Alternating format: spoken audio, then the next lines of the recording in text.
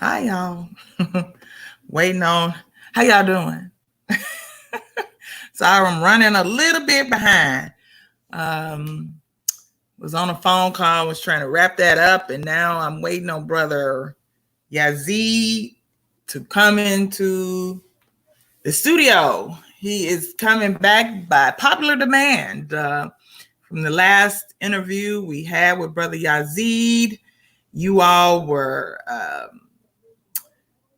have been asking for part two with him. So, I think y'all really enjoyed that show. So we bringing brother Yazid back again from eastern region of Ghana. He said he's coming in. So we just see how we got a few minutes while y'all come on in. Hey, Kweku. Hey, Melody. Hi, Janice. Come on in, file on in while we wait on our dear brother to enter the room. Hope everybody's doing well, managing the current situation, waiting on these borders to open up so we can get the hell on out of here, right? Hey, Hadessa. Hey, Dwayne, Adriana. Greetings. Come on in. Brother Yazid, come on, where are you? Get on in this room. Woo, guys, we got a lot coming up, man. This Exodus Alliance is huge. Y'all don't know, my phone been blowing up. Everybody's excited and happy and just feeling the African vibe and looking forward to this exodus, this historic movement of beautiful Black people back home. So I've been getting a lot, and I talked to RJ. He said his phone has been blowing up too. So I mean, it's just a lot of excitement in the air, guys. Man, we gonna make it happen. I believe in my people. Yeah, Hadessa says she can't wait for the travel ban to be lifted. You and me both, because this is for the birds. Shoot. Let's see. Hi, Ray. Was the ex-Mexican child? Hi, Melody. Hi, Mary. Hey, Brenton, watching from Jamaica. All right now. Okay, I ain't never been to Jamaica. I want to go to Jamaica. I got to find a way. What is taking Yazid so long now? He's 6 minutes late. Hey, Camila, Frank. Greetings from Germany. Wow. Hey. The live stream is being shared a lot. Let's continue to share it on all. Yeah, if you're on Facebook, go ahead and do a watch party. Let me see where Brother Yazid is, because he's taking a while. Anyway, I guess we just talk while we wait. So what y'all want to talk about? Just ask me some questions. And I'll answer while we wait on Yazid to come in. Wait a minute, he texted me something. Hold on.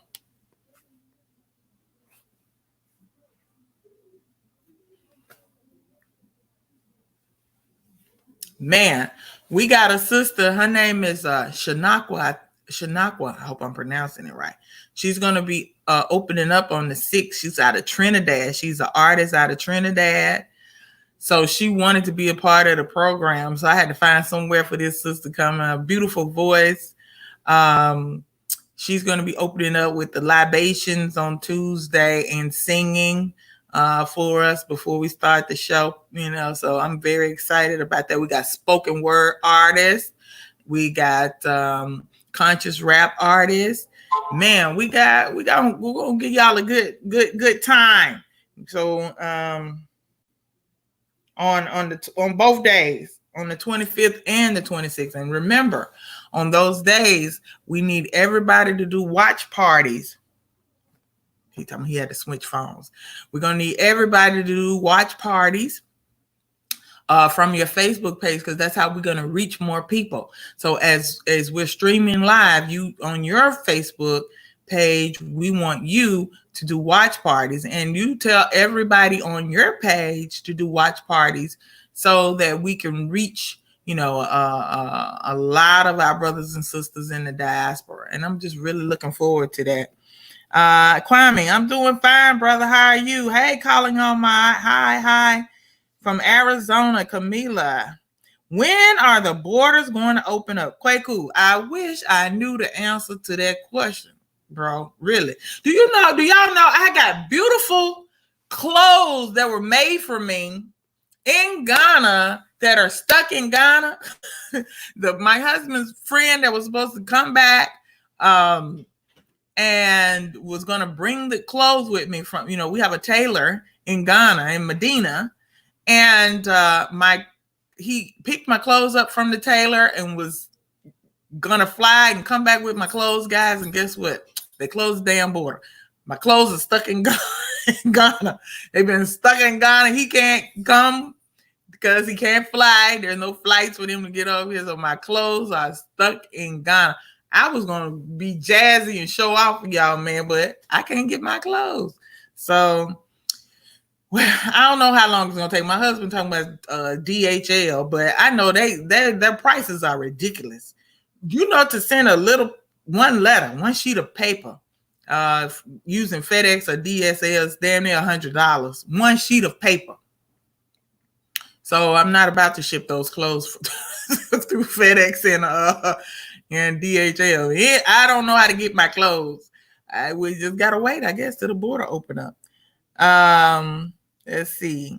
Kwame is in UK. Oh man, y'all from all over. That's what I'm talking about. Beautiful black people all over the world. Oh, I love y'all. I love you people, man. I love my people. Thank y'all so much for coming in, supporting you, girl. We gonna get it on. Let me see what's going on with he said he had to switch phones, but it shouldn't take that long. I don't know what the problem is.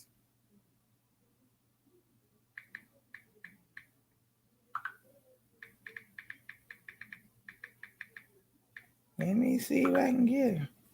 Anyway, so I don't know when the borders are going to open up. The president of Ghana extended the closure until the 30th, which was the last I heard. But I don't know if they're going to be allowing people from over here. I have a friend from the Ivory Coast.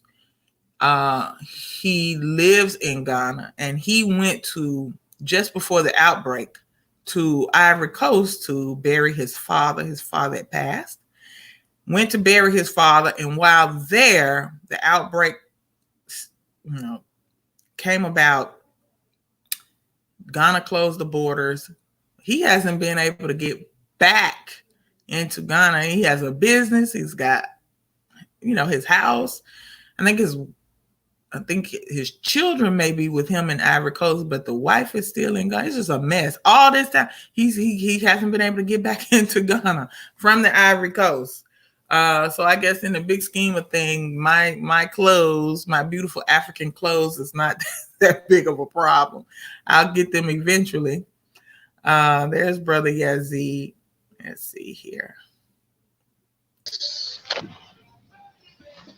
I wish we could have connected a little earlier. We could have tried it out a little bit, but my other phone wasn't taking the microphone and whatnot. So we're here now. Well, you here now. Thank you. How are you? I'm fine. How you doing, brother? I'm cool. I just have to say this again. I'm loving that salt and pepper grown man thing you got going on. Oh, thank. I'm also that. Believe it or not, I'm also that. All right. The whole 45 here. Well, welcome back, brother. I appreciate that. So, Thank you. we had some, since you were on the show last time, man, they've been asking for a part two.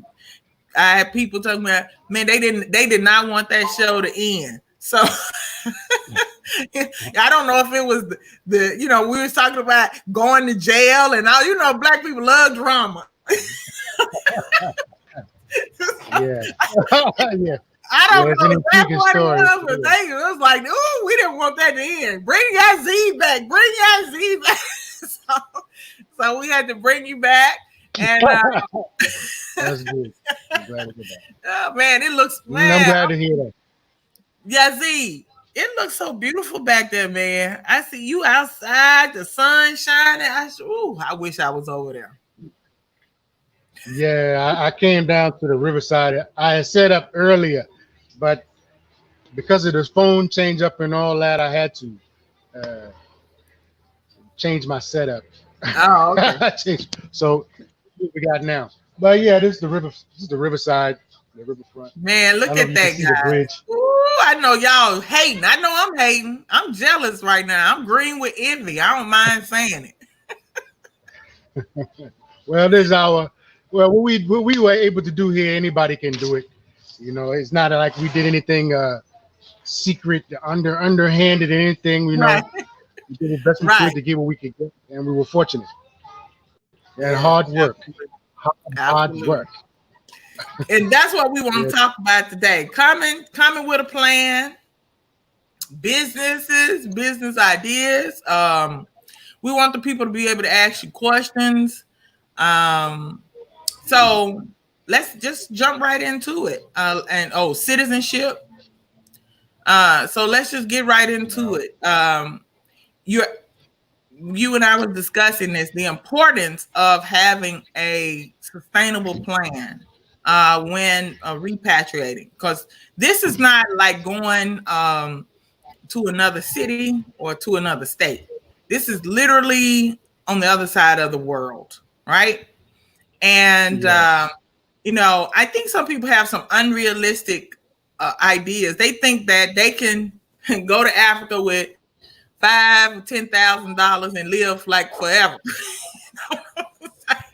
No. I've seen people that literally, thought they could do that because in their mind it's so cheap and that they are going to be up, but that's not going to work. You're going to end up doing GoFundMe's for support. Well, yeah. Or having people try to come up with some money for plane tickets so you can get back, and you don't want to do that. So what do you want to contribute on that discussion of having a plan, Brother Yazid? Okay, well, I'm fortunate I was a part of somebody else's plan.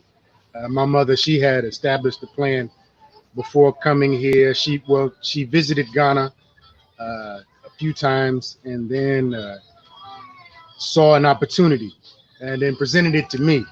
And at that time, I was a student in college and I wasn't really feeling the move and all that. So the universe bent, and then I got an opportunity to come. But my mother had already established a plan. I'll call it the Brenda Karima Muhammad repatriation plan, where she took advice and got advice and sought out advice about moving. So initially, when she visited Ghana and then found a place to build, she came and built a chalet. She came on her vacation time, which was about 1 month. She saved up her time over, a year or so, whatever, and she got about 30 days off, and she came to Ghana, and within about 40 days, she was able to have a chalet erected.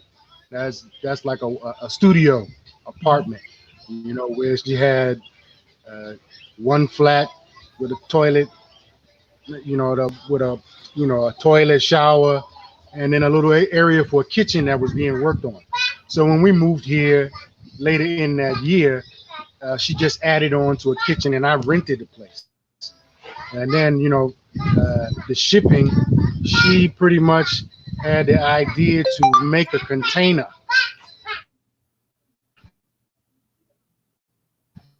She made Uh-oh. the container, the Uh-huh. shipping container. So that Mhm. wood that she used was pressed wood, treated pressed wood that you can't get here in Ghana. And there's also some of the treated 2x4s. Some of these things we use right now. I mean, the table that I'm sitting at right now is made from that container. We from that container that we made two. My mother also had uh, plans of opening a vocational school with Fihancre International. So she had packed in saws, generators, and chainsaws, so many different things for a vocational school. So that took a lot of space. So she rented the space inside of another container Mhm. with that. And on top of that, everything that she packed, she would wrap it in a shrink wrap and then put it in the crate and then shrink wrap the crate. So Mhm. just to make it more cumbersome for uh, the um, immigration or customs people to go through it. So Mhm. I was at the port when our things were cleared. We went through a brother in Washington D.C. Who's a Ghanaian brother who shipped out things here for us, and it took about 6 weeks, almost 2 months, for the things to come into Ghana waters, then be cleared. Mhm. And that was some of the unexpected things that were going on during that time. It wasn't a very clean, streamlined service. So you were planning on it, and then you have a frustration with the agent. Maybe you think he's holding it up or whatever. I don't know. So all those different issues are coming up with the agent. Those things are to be kind of expected. So when you're going that route. So Yeah. when I was there at the port, and when things cleared, I was there with some friends. We were there with some of my mother's friends who were also there to help keep an eye on the things so that nobody would be picking the things while we were there. So Right. we port, and you know uh, they didn't have time to go through all of my mother's things and all of my things because of the way they were packed. Right. That cut down on a lot of cost because you can be charged different things for depending on the items that you're shipping. Right. you know so that was a big thing I saw with that she planned that part of it out as Yeah. well. When she came in, she didn't spend maybe she spent about $5,000 to Mhm. construct a chalet. I don't even think she used $5,000, but she was able to use a contractor to build the foundation and then lintel level, and then brought in some carpenters to do a thatch roof. He texted me. And Uh-huh. Hold on. she was good to go. She drew up her own plans. My mother, she was a drafter, Okay. trained in draft. She worked with Mhm. this type of engineers. So she drew up her own plans of a chalet, and it was just a simple chalet. I'll say maybe it was about 20 feet diameter, and then she just built onto it on a 100 by 100 plot. So once she had the chalet, she didn't have any expenses. You know, she set that chalet up. She had a place to live. I've seen other people come in and not necessarily have a plan, but even they have a plot of land, but they are trying to build a small Taj Mahal. You see, and the Taj Mahal can take you about 5 years, 10 years to construct, and Right. that can delay your ultimate plan. So Yeah. you want to maybe hit the ground running. If you are waiting on your place to be finished, even if you are building the Taj Mahal, it can start with one room you can live in. That will Right. save you a lot of up and down, and you also can be there to watch the Yeah. process of the house being built, and it's a learning process. Yeah. To see all that. Yeah. So Yeah. those are the important factors of planning and repatriation that I witnessed and was a part of. And Yeah. as you stated, uh, you have to have a. My mother, she was a repatriate that was a retired, retired from working 26 years and collecting Social Security, getting a pension. She have a steady income. Uh, Yeah.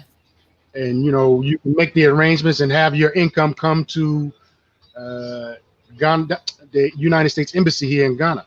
You see, where you can pick those your checks up or whatever, do it through ATMs or however but that's a steady income, and Yeah. you know, uh, those of us that are coming without those things, you will be needing an income, Yeah. and you can have let's say, a certain standard of living that you are accustomed to. Uh, Mm-hmm. you know, uh, you're going to be giving up some amenities when you are in the throes of repatriation. Yeah. So me, I myself, my life shrink, shrink, shrink, shrink, shrink. So that I can also be happy. you Yeah. know, you know what I'm Yeah. saying. So that's important. Happiness is the most important. Um, Now, and you're right about that. See, one of the things that we did, my husband and I, is we started on the businesses first. So the businesses first, because he has reliable family. My brother-in-law's his brother that run our business. So he wanted to build up the businesses to be, have sustainable income for us coming in, and then do the house. So when the house is built, we can go home and walk right into our house. The house is being built now. I sent you some of the pictures. Yeah, We are starting the construction. making block. Uh, Yeah, huh? Huh? congratulations, congratulations. Thank you. I'm super excited. I'm ready to get the hell out of here. Mm, But the thing so about it people, is, so we have the businesses and then we'll have the house. So once we arrive, we're set. From then we can, we don't have pressure on us to, if we want to expand the businesses, if we want to add other things, but we're okay. We have our house to live in, we have revenue coming in. So it'll be okay to walk away from the jobs over here. You see what I'm saying? But yeah, that's the plan for us. And if you're gonna be over here, we and you got land in Ghana, I suggest you do start constructing something. You don't have to use my company, my husband's company, but we do have a construction company. People can start building their homes so that at least you have your house. While you're working, you could be paying and building your house, so that when you do arrive, you do have something. Um, and it's always important to get somebody working for you that's reliable. We do have also for those people who want to ship things over. My husband's best friend is a shipping agent. So he's been doing that for a living for over 10 years. Very trustworthy brother, but you always got to get somebody in these positions that are trustworthy, that's going to handle your business and, get things done for you in your absence.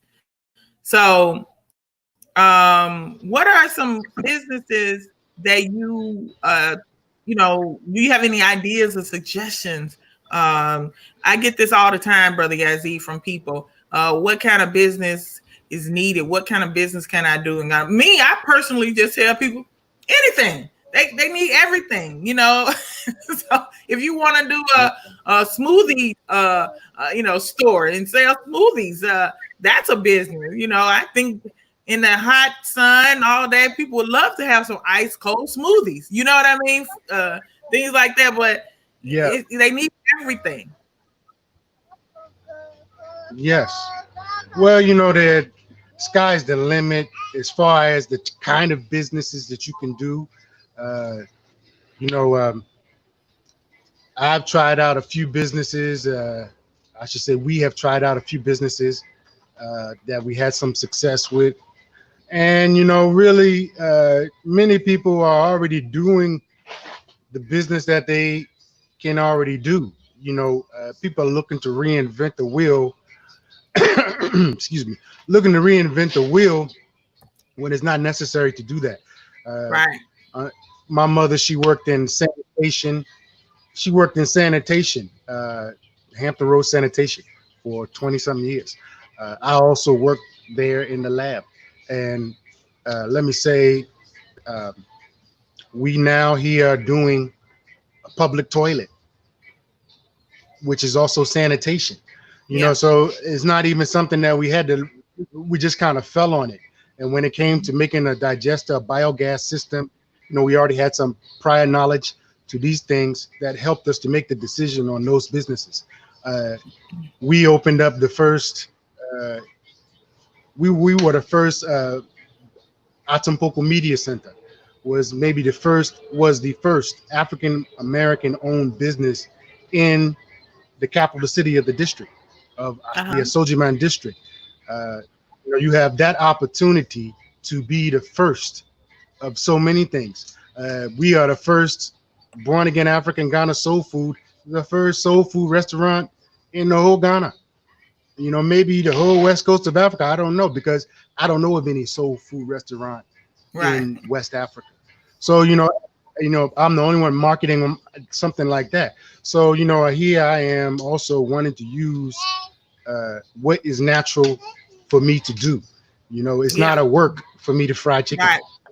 You know, I know how to do some of these things that I grew up with. So, you know, and cleaning the toilet or working at the toilet or setting up a toilet business, I wasn't afraid of it, because it was something that I also saw the public needed.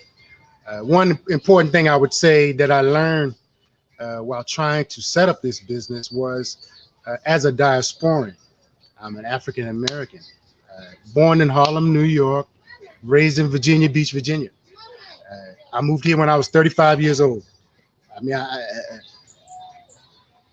some of the way we move is different, and also the way we will be accepted into the community is also different than a Ghanaian brother opening up a business.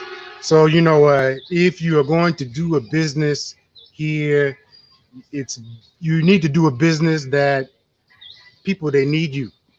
They need your business. They shouldn't have to compete with Yazid's Chop Bar and the other chop bar, you know, because some people may tend to choose upon ethnicity and that sort of thing. It happens among Ghanaians themselves. But, you know, what I learned through that is do the service or the business you're doing to your standard. So when I do the business, like I had a chop bar. So when I did the chop bar, I also kind of did it to my level, you know, my standard. So that maybe set it apart from other businesses that were doing it. So, you know, you can sell mangoes like everybody else is selling mangoes, you know, but maybe you will put a special umbrella on it, and you know what I'm saying, and do something at your own level. Yeah. That will make it unique. Yes. Yeah. Because just piggyback on what you said, when I lived in St. Croix, everybody sold coconut, right? Everybody chopped, clean cut coconut. But then there was another brother, he sold coconut, but he had vodka in his, so I would always get his.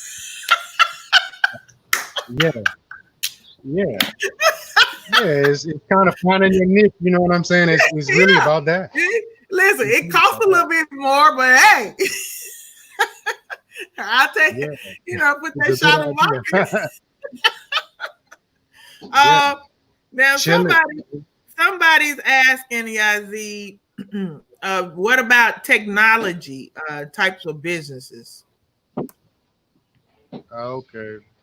Well, Atampoko Media Center, we started that business in 2010 or late 2010, 2011. We ran it for about 2 years. So what that business, we partnered with a Ghanaian brother named Kojo George Apia. He was out of Tema, and he had established a internet cafe.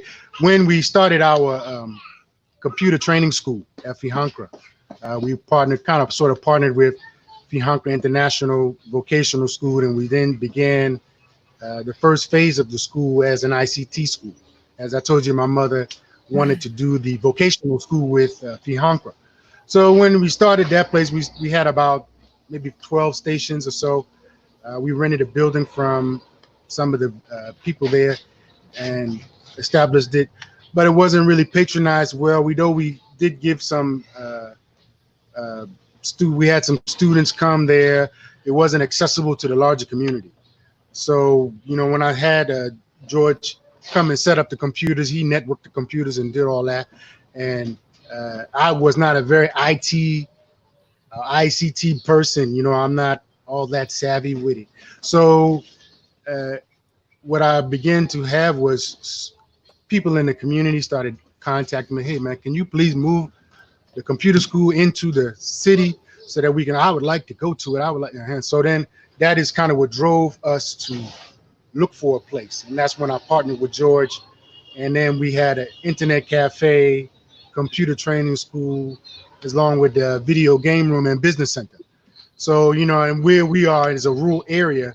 We were the first computer training school to open up in the city, and we were patronized pretty well. We gave a lot of, we also gave a lot of free classes, introduction classes, because a lot of people never really had an opportunity to physically touch the computer. We had teachers, policemen, business owners right there within the community. Mm-hmm. We had also established the first Wi-Fi internet cafe. So when you drove into the town, you would instantly get a message, Born Again Africa, that George or Kojo he set up. So those were different marketing things that we began to expand, and then also some of the businesses around wanted to share our internet service. So we then began to sell the service to some of the other businesses that were adjacent to us. Mm-hmm. So that was one aspect that nobody was doing. Before, what happened with that business was the internet line was being vandalized. That's Vodafone's internet line in Akosombo. That was around 2012. Mm-hmm. And they had been removing the line from the ground, theft. And over time, they didn't put it back. They didn't fix it back. And up to now, they haven't fixed it back. So there's no hard line or cable internet, or, in our area here. So we all rely on modems and Wi-Fi. So that was really what affected the kind of our business that we were doing. Okay. So after we lost the internet connection, it kind of closed us. We then closed and then transitioned into the food services. Okay. So somebody is asking, and I don't know if you can answer this for them, how many acres of land in minimum for a first-time farmer would be best? Well, that would depend on what you're farming, wouldn't it? Yes. I would say, let me first say I'm not a farmer. I've only observed farms. I've only observed farms. And I would say that all depends. The size of the farm you want to do depends on your investment. Yeah. If you have the money to mechanize and go in with a plow and and have water on site or do those type of things, then you can do more. Yeah. Me personally, it's absolutely going to depend on what the crop is. Yeah. Yeah. Yeah. So that's when you finish, you want it to be bought. You want somebody to buy it when it's finished. So, when it produces, one of the things I learned about farming here is that you don't necessarily have to do direct farming. There are plenty of farmers farming, and they don't have the capacity to get their produce to the market. So that is a easy place to kind of fit yourself into and still do your own farming. Transporting the goods, the food from the farm to the market. Yeah, that's a good idea. Yeah, get you some trucks, some refrigerated trucks. Mm-hmm. Okay. Now, Hadisa asked, in terms of opening a business, is it helpful that your spouse is Ghanaian? Yeah, it can be helpful. When I when we established the business back in 2010, we registered the business. We didn't have a Ghanaian partner. The investment was about 50,000. You had to show $50,000 into your investment, so it had to be in your account. So you have to, you don't have to give that money, but you have to show that money. But I think things have changed since that time. And it doesn't have to be in dollars. It can be in equipment. It can be you can show. Yeah, I think it's like that. Yeah. Like if your car is part of the company business, the car can be counted as part of that money. If there's a building, the building can be counted as, that amount of money. So there's a lot of misinformation going around. People they read words, but they're not comprehending. They say, if you're a foreigner, you need this much money in Ghana, to pay this much money to do a business. No, you don't. You don't. You just have to show that much in asset before that huh? Yeah. Obviously, some will be liquid and some is going to be physical property, right. Your asset.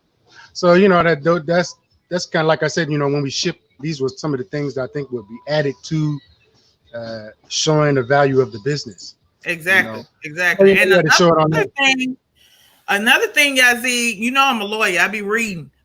So, another thing is, if you register the company, like say here in the United States, just register it. And then you go over there and say, I'm opening a branch, office here in Ghana as a foreign company. You don't have to pay. You don't have to show all of that. It's less expensive to register. It's odd, but if that's another thing that people can do that people don't know about. Yeah. Well, you're gonna have to be creative to do it, because what I read was it was like $500,000 investment to do a business, and I was like, well, they're not targeting, let's say, African diasporans. They're targeting Chinese companies and Italian companies. Companies that are coming spending millions of dollars to start a business. You're not coming if you're coming to sell shakes, snow cone, that sort of $5 business transaction. No, that's not going to. Yeah, you're not going to spend that kind of money to establish that business. Yeah, it's not it's not difficult to it's not difficult, and so I don't want people to people read that stuff and then they get turned off without realizing that we got a lot of diasporans doing business in Ghana, legitimately registered businesses, and they did not give nobody $500,000. So I want y'all to stop thinking like that. That's not the case. There's and if you do it, and do you know, Yazid, if you do it the way that I'm saying, it automatically comes with, I think, one automatic visa. Residency and work permit. Okay. Yeah. Mm-hmm. So people just got to do some research. I don't want all y'all bum rushing me with questions now just because I'm telling y'all some stuff. Go research. Okay. Yeah, I got enough on my plate. I swear I got too much going on. Side of doing business here. That's the other side of doing business is having the paperwork. I didn't learn about work permit until late in the game, before we were there with the immigration officer, and he asked me what work I was doing, and I was like, oh, I drive my mother around, I'm her driver or assistant. So, and he was like, do you have a work permit? I was like, oh no, I don't have a work permit. We were kind of stumped right there, and I was doing more than all of them, just all of that, So and yeah, you're right. I think our people how to know how to talk is important. Say that again, brother. Yeah, you have to kind of know how to talk when you are there, and dealing with those type of situations. These are some of the things I offer in my consultation. I have a consultancy business where I try to assist people in these type of matters. Ghana is who you know kind of place. When you're trying to get things done through immigration, through the DVLA, there the front door, and then there's the side door. So when you know some people that know how to maneuver here, those things are things that save you time and money, because we made a mistake going to immigration, and I saw a sister lose her passport for months. It wasn't when the time came time to unscrupulously some people behave. They can find a way to squeeze you to get money out of you. And so I can't find it. Your passport is lost. Before you know it, you done, well, let me give you $200 to look for it. And then, oh, your passport, here it is. You have to be in a position. They held my passport. They told me my passport was lost for about 3-4 months, but I wasn't going anywhere. So I was like, oh, well, you let me know when you find it. Right. See, that's like, you like me. That's like, Yazid, I ain't got nothing for you. I'll be doing that shit. All right, I'm good then. I'll be just like you. I'll check back with you next month and see if y'all found. Yeah, let me know when you find it. Tell you. Yeah, they get frustrated with me. They be like, here, madam, here. And you have to kind of be, that's what I'm saying. Even though I have a lot of experience here, I'm still learning how some things work. I don't really speak the language very well, and when people hear me speak, they instantly know I'm a diasporan. Unless I pull out my Ghanaian passport and say, no, I'm a Ghanaian. And still they won't maybe swallow that. Because people are welcoming here. About leading into the Ghanaian citizenship. I appreciate being honored to receive it. You know what I'm saying, and to be counted. My mother, she was very integral in organizing the Ministry of the Future with Dr. Malana and some other important characters. That came together and put the Ministry of the Future together, and then begin to petition on behalf of the diaspora to get the citizenship. I remember, I don't know if you do, but there were different factions, trying to get it for everybody. And then when it came time, that was in 2017. Around 2017, my mother began to organize with them. That is the Ministry of the Future. Before they were called the Ministry of the Future. They were just some brothers and sisters trying to find a way to get citizenship. So then they began having meetings at Legon University with Dr. Cambone. Dr. Cambone was organizing with Dr. Malana for the meetings at the Legon University, and then we hosted some meetings here at Born Again Africa. We was well patronized by the diaspora community. We invited Honorable Kwesi Kwartey, who was the ambassador now at the African Union, and he was very integral in getting the first people their citizenship, and the second people. He was in President Muhamma's. I just got off a meeting with Obadele Cambone. Obadele Cambone and his mother and father and sisters. We just had a meet. The Exodus Alliance just met with him, and he was telling us the same story about how they worked with everybody came together, and the gentleman you just mentioned, the Honorable, who is now with the African Union, he was just telling us this exact same story, like right before I came on with you. Yes. Cambone, Dr. Cambone was integral in those meetings being held at, and he was one of the also people who got his citizenship at that time. And myself, I was here managing our business, and my mother was having the time to go there and be a part and be active in those things. And I had some different experiences with working with some of the community here on some of those things. So I kind of was apprehensive. And he's not talking about the Ghanaians. He's not talking about the Ghanaians. I want to be clear. He's talking about Black folks from America. But go ahead, bro. Yeah, some of us were not. uh, how should I put it? What you maybe see on the internet may be different from what the person's character is in Yeah. real life. So some of these things that I am a Pan Africanist, and I was taught about working communally and trying to do things, but there's a real level of competition among uh, those trying to get acknowledgement for being a part of the repatriation movement, or so me, I didn't. My mind was not even on anything like that, And Yeah. now looking back at some of the issues that Marcus Garvey faced, Du Bois, and all these other, they were pitted against each other, Yeah. and that then begins to disturb the whole movement. So, I when I saw the Exodus Alliance, I was like, wow, that's a real big power move. If everybody can come together, organize and work together, it has such great potential, Brother, to see, see this is not about a people and competition for inspire. me. We all trying to accomplish the same goal, so why not work together?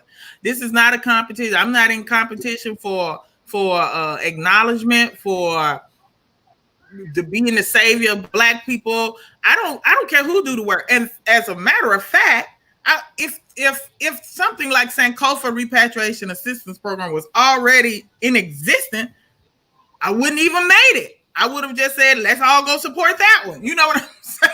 Yeah. I created it because there was nothing that is trying to literally fund the repatriation of those who don't have the resources. So that's why I created it, because it had to be done. And the ancestors were not leave me alone about it. They gave me that mission to do it. And even though I had it on my mind for years, but it wouldn't go away. And I was like, I don't want to do it. I don't want to be out in the public. I don't want to be the one in charge. I don't want to be the one people looking at, But I guess that's what I was supposed to do anyway, because they just would not, when the ancestors get on you about something, they're relentless unless you, do what you're told to do. So that's what it is. And I want to say this before we go to some other questions. Make sure your paperwork is in order when you get there and you have less problems. You know what I'm saying? If you're going to be driving, go get you a Ghanaian driver's license. If you're going to be living there, don't be in the country illegally. Don't overstay. You have 60 days. When you enter the country of Ghana, you have 60 days. I'm going to repeat. You enter the country of Ghana on your visa, you have 60 days. If you overstay, you get charged for every day that you overstay. So if you know you're going to stay, go to immigration and apply for legal residency. I mean, you can make your life a lot easier if you just do. Some people think I'm Black, I'm coming back, and I'm just gonna go post up and live. No, you don't. You know what I'm saying? Do it right. If you're gonna do a business, go register it. You know what I mean? Go do the thing right, and then can't nobody bother you about anything. Yeah, well, that will help you in the short term and long term. Not everybody does it. Even when it came down for citizenship, it was a process to get citizenship. A lot of people, I think they didn't apply for it because they were scared. They had been here maybe 10 years, 20 years illegally. And you be here. Where are you earning the money? Are you paying into the system here? Those things become factors when you consider you're spending of pounds or dollars to live here. You living here free, but you use the roads, you use the the services here. These things are important to develop in the nation. Exactly. And as an African returning and also a returnee, and you want to be a part of the system here and see it develop in a natural way. Right now the system is sick, with corruption and those other things, but you still have to kind of do your part. Assist. You have to do your part. First of all, when you come in and start a business, my business, Born Again Africa, is at the roadside here. Everybody has seen this place. So it's Social Security, insurance people, they come here. Tax people, they come here. We've been audited about 3 times. Uh, you know, Fire service, they come here. Ghana Tourism Authority, they come. So because we have the roadside, we are very visible. I'm also on the internet and promoting the business and myself. These things will draw attention to you. So when they do come, you don't want to be caught with your pants down. Right. I'm sorry. Now before you're begging, and that's where the corruption Yeah. seeps in. Let me pay you, and you drop it, or you can give me, and we can make it disappear for you. You don't necessarily help the system like that. But like I said before, is has its good points and has its bad points. Yeah. That is, Yeah. how the system works. Yeah. Now, Ray is And asking. Say what? let me say, when I came, I had a international driver's license. So you can get an international driver's license before coming. So your United States driver's license, if you are in AAA, if you are a member of AAA, I don't know if they changed it, but I went there and because I'm a member, I think I just paid like $10 or $20, and I used my driver's license and got an international driver's license, which I brought here, and I use that to drive with. Uh, Mhm. the policemen, when they stop you, they may pretend like they don't know what it is, but they know what it is. So maybe it's just to harass you, but I used it for 2 years. Mhm. So that is another part of the plan that my mother had when coming. You know. Okay. Also, when you are coming and you're going to be building, don't look for a sedan car. Don't think you're going to go and buy a Toyota Camry, Toyota Camry, and you are building a house. You need a truck. Yeah. Yeah. Don't Yeah. turn around and buy a car when you need a truck. Yeah. So that a truck says I'm serious about what I'm doing. So that was the Yeah. first vehicle my mother bought, was a Kia Bungo. That's so all the materials we used for that, we moved everything to build. We built her house with it. We helped other people build their houses with it. We built this business with it. Right now I have it parked in the it's parked in my driveway. I don't use it right now, but that don't mean I don't need it. Right. It's Right. a whole Yeah. business. It's Yeah. also another business, as we talked earlier about having a logistic business, where I could go sit at the market and move people back and forth from the market. Yeah. As a business to earn money. Yeah. And let me just say, just in general, I suggest trucks or bigger, things that sit up off the ground, because some of those roads are terrible. You would tear a little car up. Your shocks. Oh, some Yeah. of the roads are just absolutely terrible. So Yes. I suggest a truck anyway, something big up off the ground. Uh, Yes. yeah, because Ghana roads will tear your car up. Okay. What you're gonna learn, even with your project, the house you're building now, if you don't own your own truck, what you're gonna learn is the expenses that you are spending in transporting from the wood store to your Yeah. property. Now, before Yeah. you go there, maybe you bought the wood 100, 400 or 500 Ghana CDs worth of wood, and they want to charge you per piece, Yeah. to move it, carry it. Yeah. If you have your Yeah. own truck, you'll be free. That's an added expense. Maybe you can save yourself on. Yeah. I know we Absolutely. saved a lot of money on it. We saved a Yeah. whole lot of And, money on and what we personally don't have a truck yet. My husband getting ready to get one and ship it over there. But my husband's got friends who have pickup trucks. So that's how we don't have to worry about that. it. Yeah, that's good. Yeah. That's good. Um, so Ray Calloway is saying, he's asking, you already addressed this though, about Wi-Fi centers and cafes for businesses. Generally, I Why? think Wi-Fi centers and I didn't hear cafes. Uh, yeah, there's still a big demand for it. I would like to do one here in my area. I I want to do a wide, like a hotspot, just to keep people in my business. Yeah.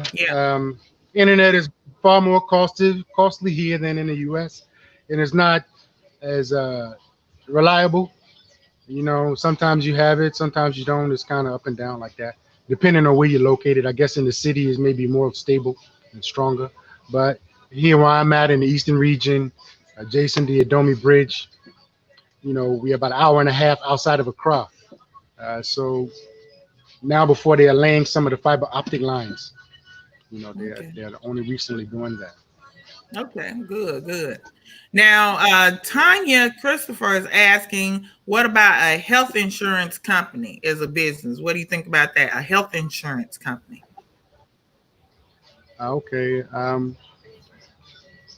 For health insurance, my background is before coming here, I worked in dialysis, and I have a degree in health service management.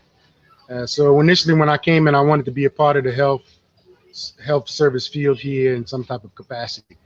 What I learned was it's expensive here to do. Um, so yes, if you can get into selling health insurance and that sort of thing, it would be very much needed. Uh, I have the national health insurance that Ghana provides, but they also private insurers that provide limited service, I would say. It's Yeah. even something kind of a new thing, unless maybe you are working at a big time company like Bolton River Authority or Nestle or something like that before you maybe were introduced to it, you know. But for, let's say, personal health insurance and life insurance, there's a huge opportunity here for those people selling Prime America and that sort of thing. Even a few years ago in 2018, I was interviewed by uh, Ghana's national private health insurance providers. It was a group of them. One lady was from South Africa, one brother was from Kenya, and another one was an Arab from North. I want to say Tanzania, but it was one of the Arab countries, and there was a Ghanaian brother here. So they came to. I was kind of tricked into the interview. So they were asking. I was told they were coming to ask about businesses in Ghana, and they were coming to rather ask about how I felt about insurance and the accessibility to life insurance, health insurance, insurance for my building, insurance for my business, and all those sorts of things. So, because I had the familiarity with it, uh, I was able to dialogue with them and tell them that my personal opinion, I don't think more people are used to it. People bury people here the way African Americans used to bury people back in the 50s. You know, the community will come together, the family will come together and bury you. Everybody will contribute some money, raise Yeah. some money for the coffin and all that. But now in the United States, things have developed to a stage where you have life insurance. So those that are more savvy will, look to leave a legacy for those behind them and give the life insurance. And maybe that's the way the trend is now. Mm-hmm. So maybe when uh, a retired person dies and their child is there, when they die, they may leave them $100,000, $200,000. Master P said his grandfather left him $10,000. He turned $10,000 into no limit. Million. Yeah. Yeah, so when we all, as we have that type of opportunity to do that, Yeah. you can build upon it. That is something that's not really in the system here yet. Where wealth is passed on in that kind of way. Yeah. So There's a great opportunity. Yeah. Just got to educate the people. Go on a massive educational campaign about the importance of life insurance and being able to leave something behind to your family once you pass on. Yes. Even to pay for the funeral. Even to pay for the funeral. Yeah, just even to pay for the funeral. Yeah. So Rick said that he wants to do a roller skating rink. I think that's an excellent idea. There isn't a roller skate. I don't remember any roller skating rink in Ghana. Well, No, to my knowledge, there's no roller skating ring in Ghana. It was a vision of my mother when she came in 2009, 2007, when uh, she had a vision of seeing the youth in the town here idly moving around with not much to do. And she saw the opportunity that drugs and those and gangs could come in, and disturb the community. So she wanted to create something. So she initially had a friendship with Imacus and her then husband, about doing a roller skating ring with One Africa and Cape Coast. But because of the salt air and those things, when she discovered Fihankra next to the Volta River here, she thought this would be more of an ideal place, less those things. So then, when that was all part of coming to Fihankra and trying to get the land for free to develop it, but then we were kind of disturbed there about doing that, and that's how we landed at this place, where the business kind of shifted into the IT thing, and then we eventually got this place, and when we are now working on bringing a roller skating ring here also to Born Again Africa. Wow, that's an outdoor park, and we are doing a fundraiser now to assist with that, also giving children an opportunity to come and play at Born Again Africa for free. So through that, my sister and my brother and myself, we organized something called Brenda's African Angels, which is, we have a GoFundMe page, which you can go and make a donation. $1 will sponsor a child into the park to come and play for free. So we're doing one at the end of every month. On the weekend, we want to open the doors and allow children to come play free. Can you tell me the link so I can put that on the thing on the screen? It's GoFundMe, Brenda's African Angels. I'll send you the link. I also have a Facebook page called Brenda's African Angels that you can also go to. When you go to the GoFundMe page, you'll see my sister Mist Muhammad named there as the creator. That's my older sister, and she's organizing it on that side.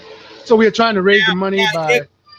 Yazid, if you go into private chat on there, you can send me the link and I can post it.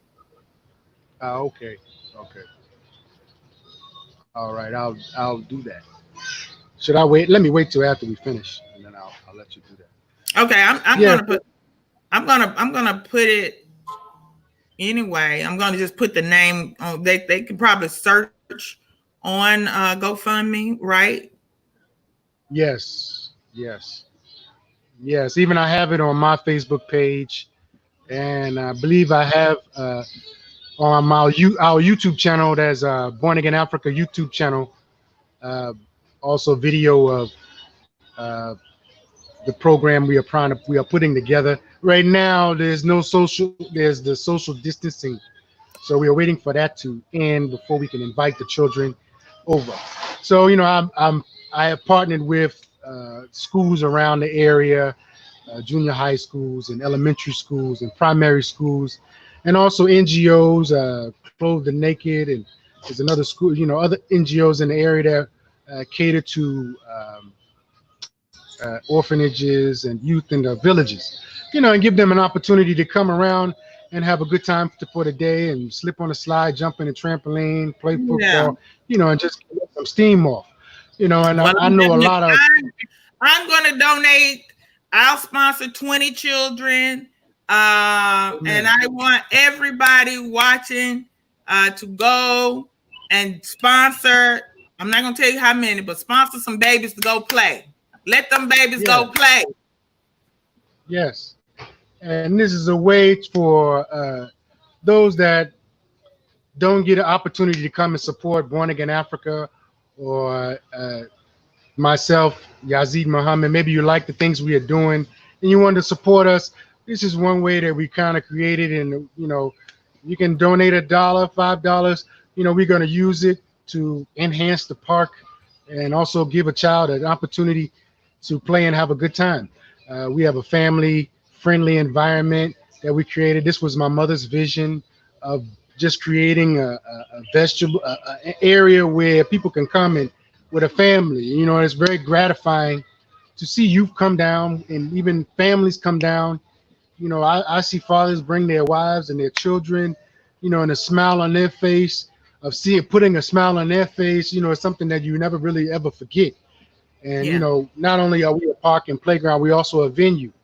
You know, we held the first African Unity Day in our district here. You know, we invited Dr. Malana to be the guest speaker. We partnered with Ghana's National Youth Authority of our region.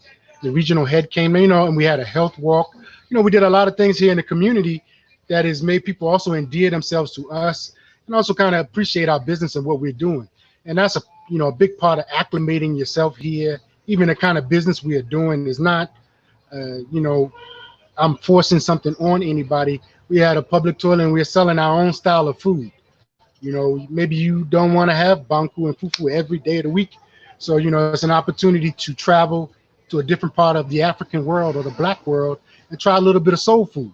You know, and Yeah. I'm not selling the negative side of soul food, but we are selling, you know, a different style of food that is our own style of food that we are familiar with. You know, Right. the way Right. Jamaicans they come to the United States, they sell their own Yeah. style of soul food. Yeah. You in the camera? Yeah. Here's my Man. wife, Speaking of, Jeanette. y'all got some oxtails over there? No, I've been looking for oxtails. I can't find them. I can't find them. Well, Yeah, you know. listen, Yazid. I'm gonna let you know when I'm on my way. Look for some oxtail. Fix me some oxtails, okay? You know, we're being right next to this beautiful river here, the Volta River. We get a lot of fresh Fish. catfish and Yeah. tilapia and those things. If you never had real tilapia, and I'm not talking of the farm raised one, the tilapia is natural to the river here. Yeah. And when you have that one, it has a even more sweet taste to it. Oh, So, okay. Well, if you ain't got the oxtail, I'll go for that. uh, so we even preparing to do a soul food buffet here once a month at Born Again Africa right at the Riverside so that people Oh, can travel outside the city, get a little taste of, you know, yeah. our soul food with a little bit of our soul Right. music too. Yeah. Right, right. All right now. Can y'all imagine sitting out there by the river listening to some Al Green, eating some catfish? Oh That's my right. God. Love and Yeah. happiness. You know, after the citizenship, we never really had the ceremony. We didn't have like a meet and greet. You know, Uh, during the whole process, it was kind of fast. It was like almost rushed. So when yeah, we after it, you know, there was nothing really planned before Dr. Malana and I. We had to sort of plan the program here at Born Again Africa, and it fell through. But I then organized something to come on for African Unity Day that would have been this coming week, but I had to cancel it because of the corona. coronavirus. You know, we wanted to do like a cookout, you know, where Yeah. everybody can come here and do a Yeah, cookout. see, I would love to do wait? it. Can you wait till I come? Can you wait to have it? Wait on me. Well, Don't do it without we me, want to man. do it. We want to do it once a quarter, so everybody have a place. We want Born Again Africa to be our place. So, you know, Okay. everybody can come around and, you know, we have a cookout, play our music, and you invite your Ghanaian brother and sister, bring your wife. You know, everybody get a little taste of what we got to bring to the table as well. You know, Yeah. and, you know, we have to show how we can intermingle and mix and have a cohesive relationship. You know, that's Right. that's Right. how I love you it. bring down those barriers. You know, uh, Mhm. we have a different experience than Ghanaians, and Ghanaians don't know much about our experience, and we don't know much about theirs. Yeah. So we have to take every opportunity to educate each other. Right. Right. Now, Ali Cologne is asking about import export at the Takwadi. Well, there's two ports. There's the one in Takwadi, and then there's the Tema port. But he's asking about import export business. What do you think about that? Yeah, I think there's an opportunity for that business as well. That is another logistics business. You know, all that is kind of comes down to your contacts at the Ghana port and your contacts at the United States ports. Yeah. If you have a friend or relative with Ghana customs, I'm sure that will be a big help to you, because Yeah. these are, the way things work here is about who you know. It Yeah. helps to get things through. And But anybody that I wanted anybody, like I said, my husband's best friend has been an agent at the harbor in Tema for more than 10 years. If that's something you're looking to do, I can put you in contact with him. But let me tell you something. Some of y'all don't like to pay for services. Now, this is what y'all want these. Yeah. If these we don't have a problem with putting you in touch with reliable people, trustworthy people on the ground. But man, pay these people, man. Don't have them. They have to spend their money on transportation. They got to run up and down doing stuff for you. Pay these people, please. That's all I'm asking you. No, I'm not asking you to give me nothing. But if I put you in touch with somebody, I'm putting you in touch with somebody that respect me, that's gonna do right, handle your business for you. Pay these people. That's all I want to say on that. Okay, well, let me come in there, because I've created a business out of assisting repatriates in coming to Ghana. Mm-hmm. And there's one way of repatriation. You can come on your own and find your way. You can make a mistake on your own and fall down. It's a learning process. Amera, I can't. We are Amera, I can't. There's a lot of us that feel like I can do it no matter what. Yeah. And other cultures, they don't operate in that same way. Jews, Israelis, they have a system. Chinese people, they have a system. When they come in, Wong is already there with an established business. You go to Wong and say, "Hey, Wong, I want to do this," and he will help you. This is how I do it. Also, guess what? I'm gonna tell you, a lot of our people expect you to do that work for them for free. To give you time and effort, and that's not, and you can't. And listen, it's too many of y'all. People can't spend all that day, advising you, guiding you, helping you, and that because they have to live. You understand? Because we have a similar business, a Ghana relocation assistance service. We have it. But I can tell you right now, I'm learning my lesson, because people contact us, and just because of the nature of who I am, I'll jump up, go run, call Ghana, get somebody, go look for some land, go do this for this person, and guess what? They don't want to pay. They don't want to pay for the person transport. They don't want to pay. So I'm like, man, I'm not, from now on, I'm getting these people money up front, because my husband and I ended up having to come out of our own pocket to pay for somebody that we sent running around looking for land for somebody, some good land in the area that they wanted for the price range that they wanted. We paid, and then guess what? I think we quoted you. We don't want to spend that much. Can you find us some land somewhere else? What? Now we, what I'm saying? I'm like, okay, so now you got to pay the money that we already paid this person to go run around and do this, and we need you to pay, because we can't keep it. And guess what? Never came back. They just disappeared. So now, you got to come with that money up front. We're not asking for anything unreasonable, but those people on the ground in Ghana have to live. And if we're going to take them from their everyday, what they doing to survive, to go help you, you have to give some money for that person to run around and do their work, to go scouting for land for you, to go, do this for you, do this for you. We have people that will do it. Yazid will do it, but you have to pay. Yes. And, for my personal services, for consultancy, I'm giving it $10 is free, in my opinion, for the value of what I would maybe save you on.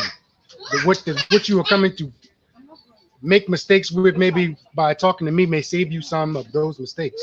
Yeah. Because I've already walked some of those steps. From my own personal experience, let me say, I'm not a PhD. I don't teach at a university. I have a totally different experience. I didn't gain my experience in Accra. I gained my experience in the rural areas, though I have an experience also in some of the cities.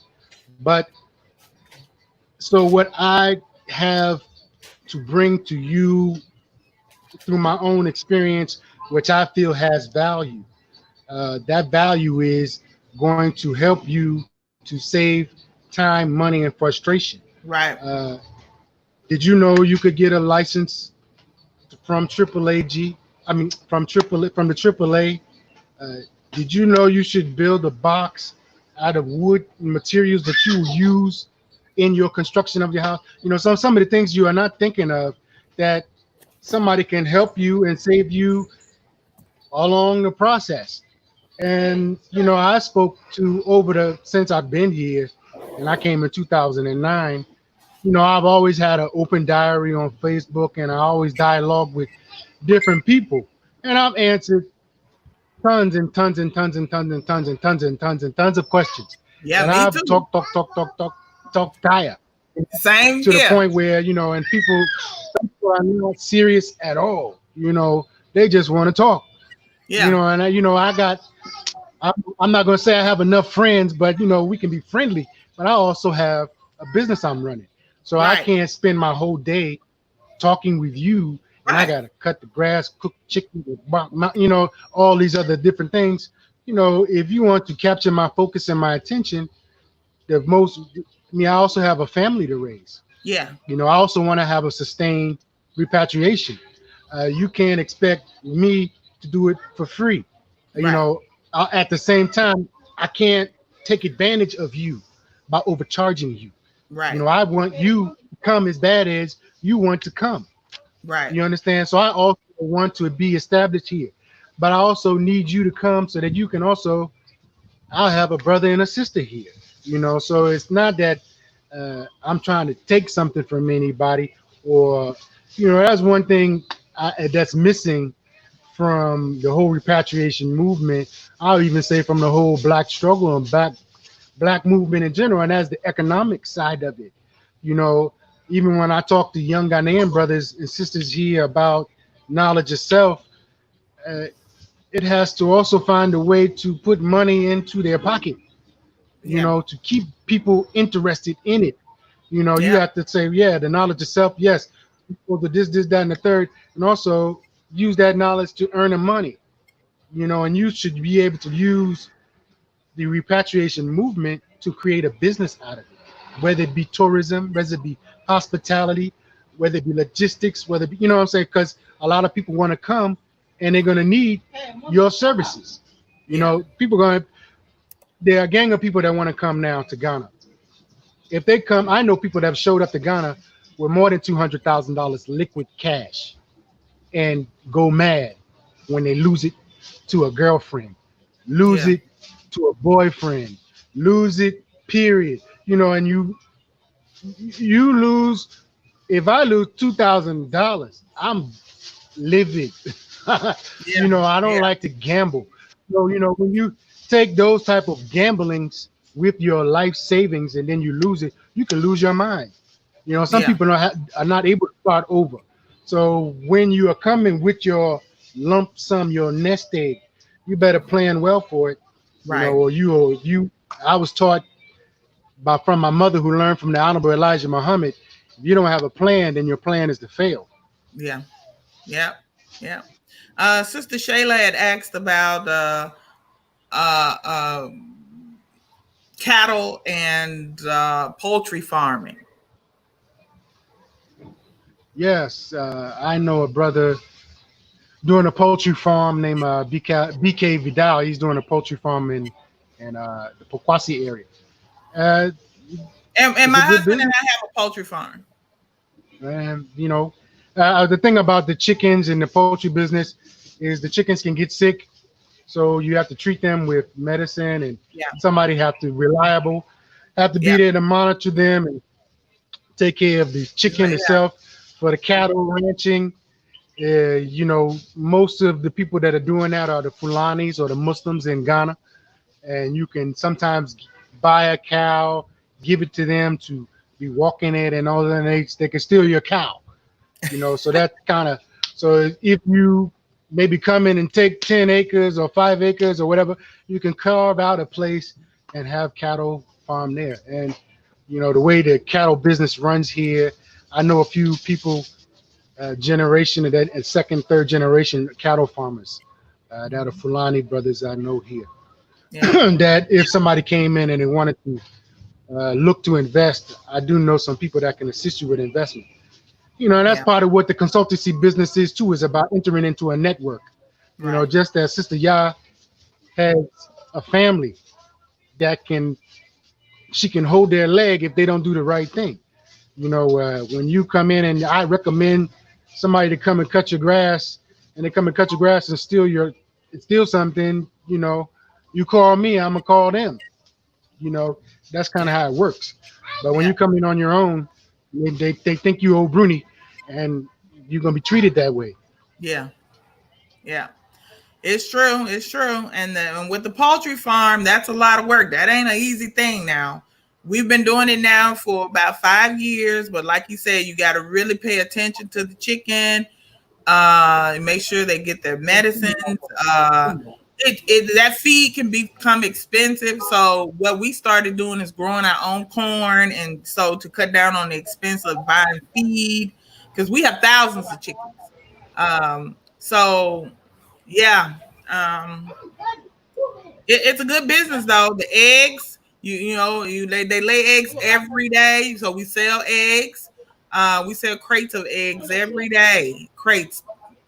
Uh, and then when they stop laying, then we sell the chicken, for meat. So it's a good business. I can't say, but it if you don't know what you're doing and you get into it, because we had a learning curve. We had a learning curve in the beginning, but now we kind of got it down. We understand what we're doing, and we're able to cut down on some of the expenses so that we have more profit. But it's a good business. Let's see. Something we do here, when about the farming, I did a video on my YouTube channel, Born Again Africa YouTube channel, about agriculture and the different types of agriculture, be it aqua farming or uh, cattle farming, as well as poultry. And you can go and check out. These businesses are, you can come in and grow and grow and grow, and goes far and goes fast, but the manufacturing side of it, the product, taking the raw material and packaging it, is where the gap is. From the raw material is already here. The production of taking that raw material and maybe making ground beef, sausages, ground chicken, and packaging, and then taking it to the retailer. That is a big part that's missing Yeah. from business here when it comes to these agricultural businesses. So when you think about doing business, this is one of the places where you get that opportunity. Sure, you can grow your own chickens, but it's more harder. But it's easier to get a cold store, buy the chickens, and put them in the cold store and then retail. Thank you. Yeah. That's another side of it. Yeah. Because you don't know anything about running. I don't think our people think a lot about what's already there and then adding value to that. You know what I mean? Like you brought up the example of they're already farmers. So go find out what the farmers need. The farmers have problems getting their products to market. So now, okay, you solve that problem, and that's a business. Yeah. Yeah. I mean, it's really not all that difficult. Being in Ghana is like being in the United States maybe 50 years ago. So when I initially came, I just saw so many opportunities. But okay, then you see so many opportunities that you can drown yourself in trying to do all of them. So the best thing to do is to do something that is not a job for you. Do something that you can do. That's what I learned from the ICT business. I'm not a ICT specialist, so I had to rely on somebody else to be doing most of the work. And that's where you maybe begin to bleed money. But for a restaurant, and I can cook soul food, and take some of the local food and begin to have my own thing. So if Kofi or Abaddon, she don't come to work. I got it. Right. you know, and that's So, important about setting up a small business. Brother Azebo brought up a question about the right of abode. Brother, just forget about the right of abode thing. Okay, that one is not a thing that is actually implemented or whatever. What you need to do is you got 60 days in the country on your visa. As soon as you get there, if you know you're going to stay, go apply for residency. When you apply for residency, you need 2 Ghanaians with passports to sign a bond on your behalf. They don't have to pay any money, but they do have to sign a bond.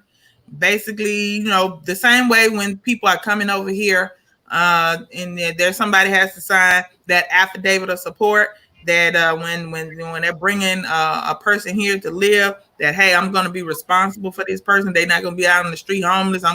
If they run out of money or whatever, I'm going to take care of them. So they kind of one of the 2 that you bring have to basically say that I'm going to help this person.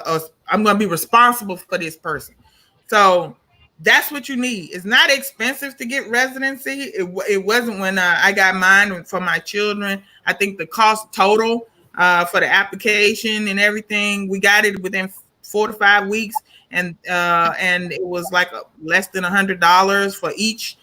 But that didn't include the ID. You also have to get the non-citizen ID card, which at that time, I don't know how much it costs now, Yazid, but when we got out, that's when they first started them. I think it was around a little less than 300 Ghana cedis, which at that time was still less than $100 to get the ID card. I don't know what it costs now. Do you know? Yeah, I think the initial one is $120, and then you pay like 60 Ghana cedis for renewal. Oh, okay. Okay. Yeah. Is it $160 US? I think it's. I'm not exactly remembering it very. It was a little less than 100 back then, but it wasn't. I think the initial one. Huh? When you first get your first one, you have to renew it annually. So when you get your first one, you pay a larger amount. Yeah, a larger amount. But the total cost for me and my kids each to get citizenship was less than $200. So it wasn't expensive. Huh? There wasn't a big lick like that. Even to get the residency. The residency, I paid about $200 a year. So I was doing it every 2 years. Yeah. Every 2 years we were going renew, and I wouldn't because we were running this business. You wouldn't want to do that. Yeah, it wasn't expensive. So I'm just letting people know you do that. Be prepared to do that so that you're in the country legally. You have the proper documentation. Then you get with Ministry of the Future or BADA, any of those other ones, and put your application in for citizenship. Right? That's how you do that thing. Don't worry about the right of abode thing. That thing means nothing. I got an application to get citizenship through my wife, but I got the citizenship, so I didn't pursue it.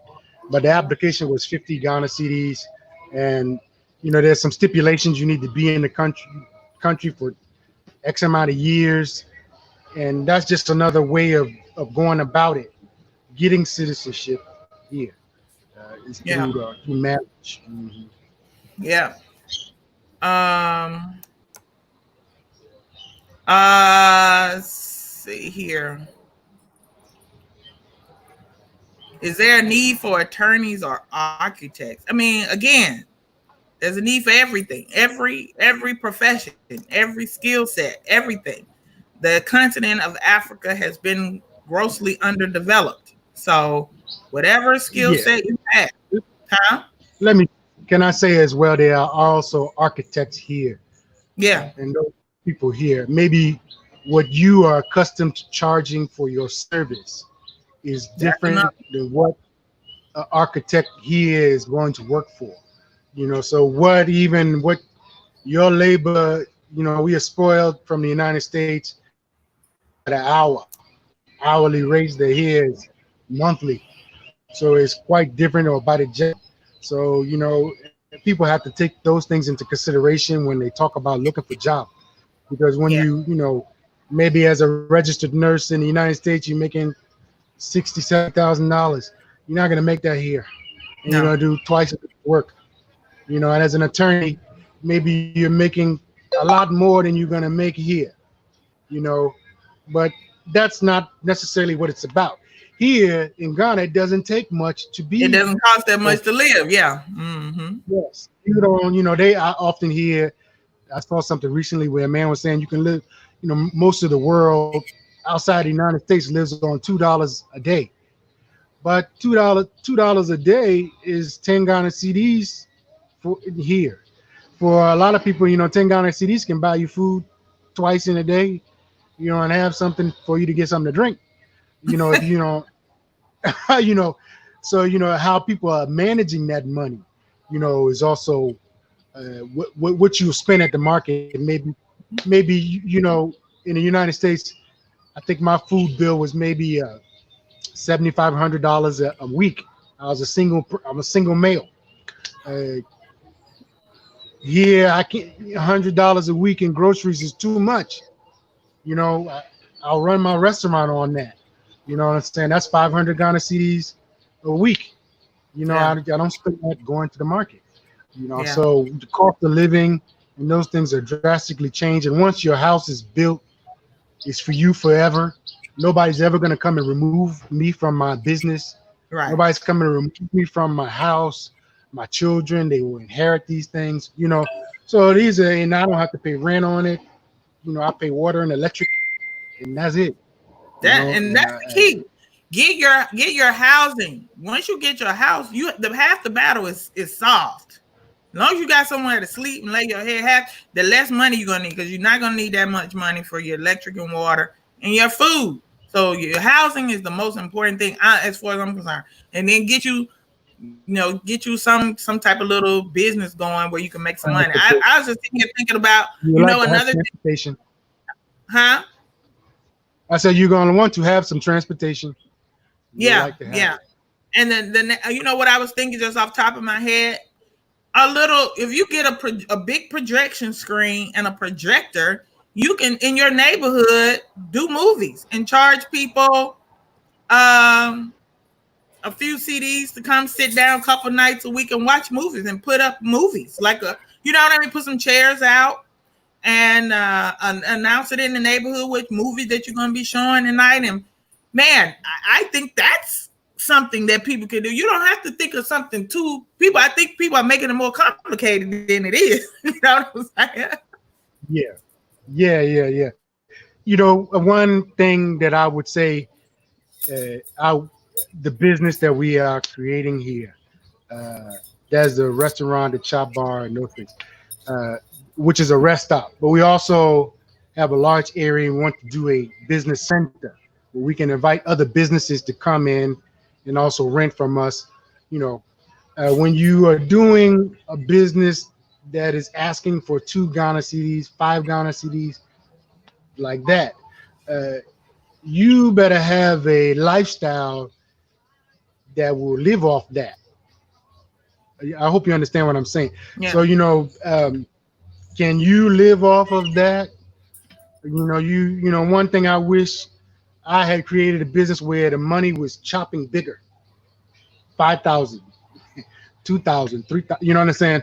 And not 5 CDs, 1 CD, 2 CD, 5 CD. Yeah. You need something that's going to be kind of bringing it in a little bit faster so that you can buy the car you want.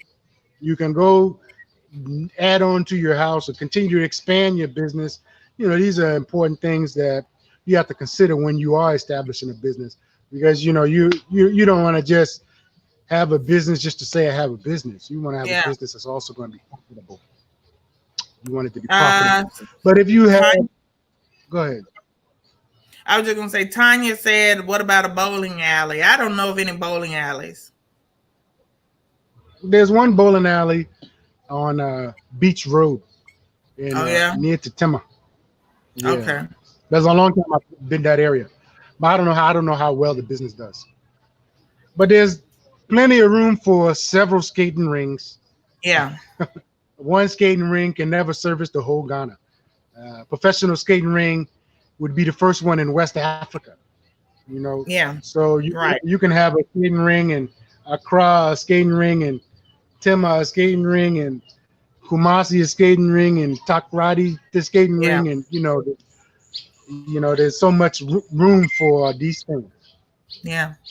And let me just say this: if you're talking about shipping your car, the what it's going to cost to get that car out of the harbor is going to depend on a couple things: the size of the engine and how old the car is.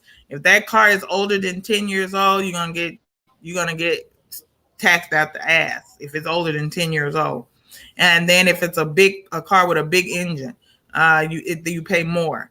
Um, so, and I'm just letting you know. Do you recommend people ship cars or just buy a car over there? Well, that depends on your situation. I partner with a shipper now that ships to me direct.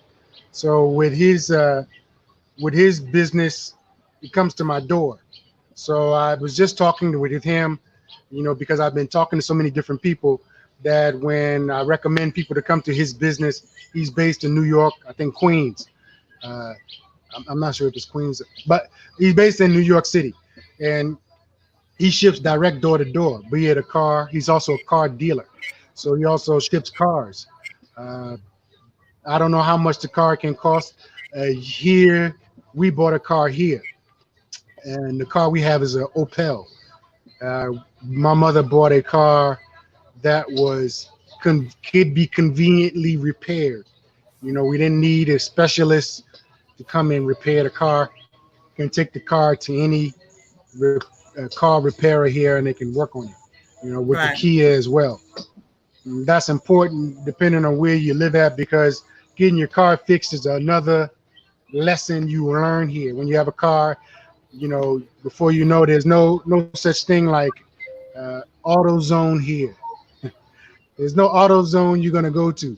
So unless you go to Abosokai in Accra, and you're gonna need an agent to take you around and learn how to navigate that place before you buy a used part, and it's just a whole nother aspect of what Yeah. my consultancy business can also help you with. Yeah. And speaking on that, if you're shipping a car, think about some parts that you may need for that car that you can go ahead and ship with the car, alternator and all that type of stuff, just to have extras That's a on good hand. business. Huh? I mean, and that's a really good business, auto parts. Yeah.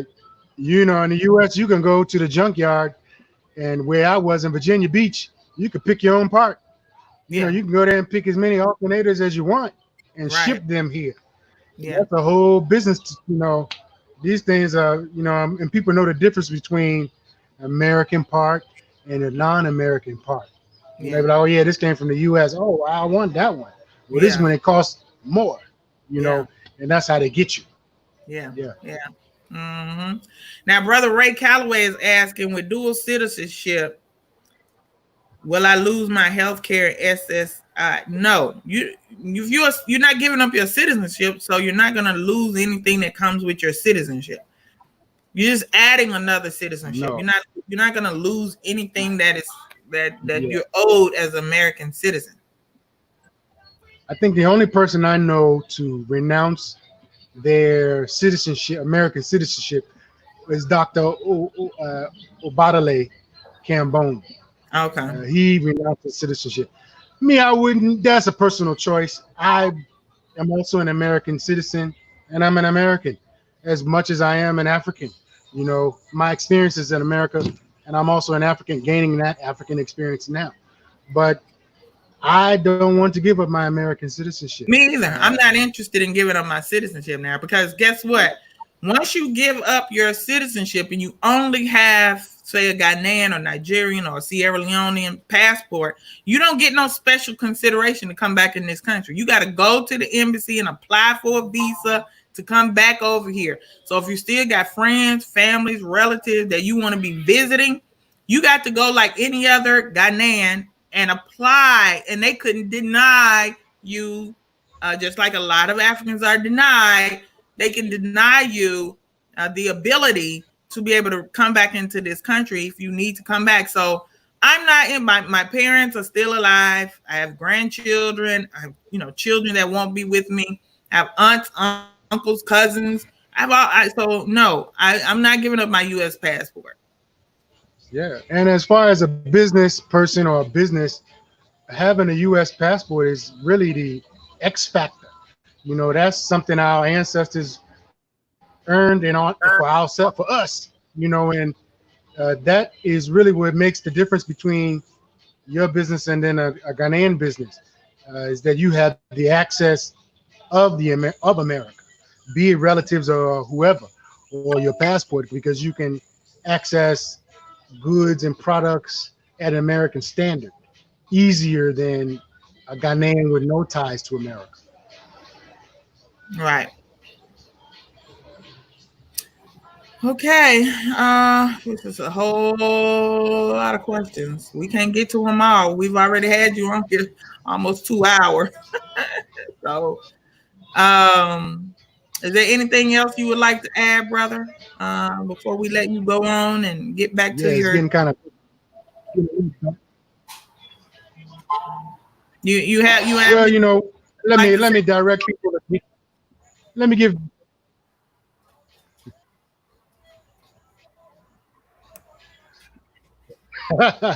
let me give people an opportunity to also for $10 an hour, we can talk over the phone or WhatsApp. $10 an hour. Yes. Your own personal consultant. You can reach out to the brother. Should you want me to put a number up here? What I Yazid? wanted to say is, for those that maybe got something good out of what we talked about, let me encourage you to go to our YouTube channel.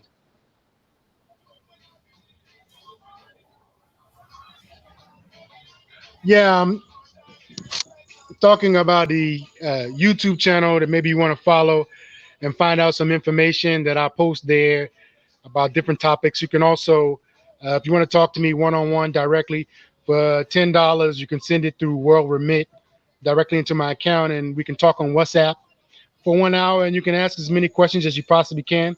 And for $10 as well.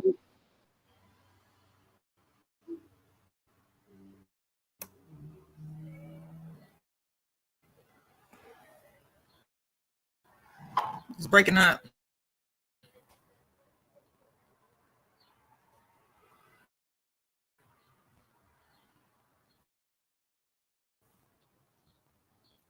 I hope he comes back. It's like it's guys, listen, y'all have a lot of questions, and there's absolutely no way I'm gonna be able to get to all these questions. Y'all gonna have to contact our brother Yazid Muhamma. Send him a message on Facebook. And then his YouTube channel is Born Again African Soul Food. So Google that on YouTube. And try to get in touch with if you have questions that we didn't get to today. I want to thank all of you for coming and joining us today in the discussion. Oh, he's back. I'll see if he got any closing words before we cut out. Yeah, thank you. I want to say thank you again for having me on your program, and congratulations on the Exodus Alliance Network. Wish I could also be a part of that platform and also share my experience and see how things will be advancing through that. So, like I said, if they want to get in touch with me at Born Again Africa, you can go to the YouTube channel or go to our Facebook page, my personal Facebook page, as well as the Born Again Africa page. And we encourage people to please make a $1 donation to our fundraiser for the youth to come to Born Again Africa and support our business here at Born Again Africa. And thank you again, sister. I appreciate it. God bless you and everybody working on the repatriation movement. And we all on the same team. Let's see. Let's get everybody free. Absolutely, that's right. All right, brother. Thank you so much. I think we're gonna have to do a part 3 because they blowing me up with these questions. Okay. They can contact me. Tell them to go to the contact me on my page, and we can talk more Yazid there. Muhammad, he's on my friends list. So you go to Awo Ya Santwa and then just look at my and put in Yazid Yazid Muhammad, and you will find him and send him a message and send him a friend request. Okay. Thanks everybody for joining us today. Peace, brother. Black Power.